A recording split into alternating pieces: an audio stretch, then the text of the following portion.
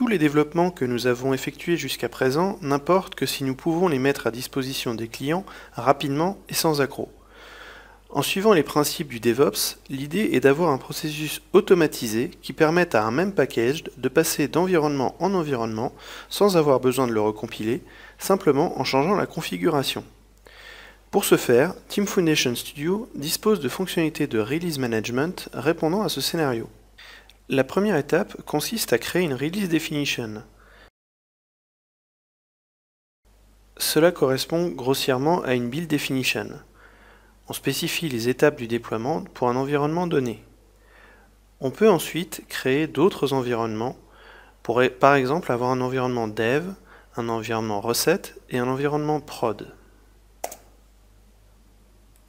Chacun de ces environnements pourra désigner des approbateurs, soit pour valider qu'un déploiement s'est bien passé, soit pour autoriser le déploiement sur un nouvel environnement.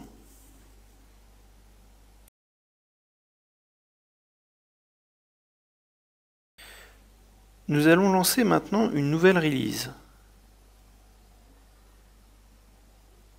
On peut choisir l'étape jusqu'où on souhaite aller dans la release, ainsi que le package de déploiement à utiliser, qui est donc une output de build.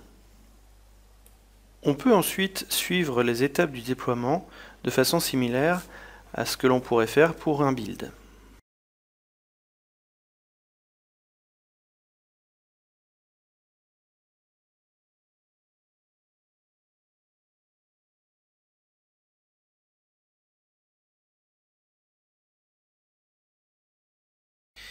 Ici, on voit une demande d'approbation pour valider le déploiement sur l'environnement de recette. On peut donc entrer un commentaire et approuver ou rejeter le déploiement. On reçoit ensuite une seconde demande d'approbation pour autoriser le lancement du déploiement sur la plateforme de production.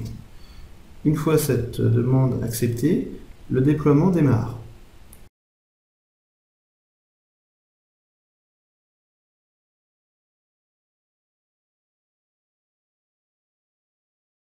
Une fois le déploiement en production terminé, on reçoit une dernière demande d'approbation pour valider que le déploiement est correct.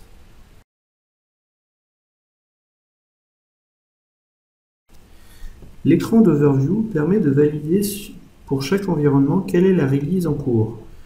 Partant de là, nous pouvons récupérer quel est le package qui a été déployé sur cet environnement.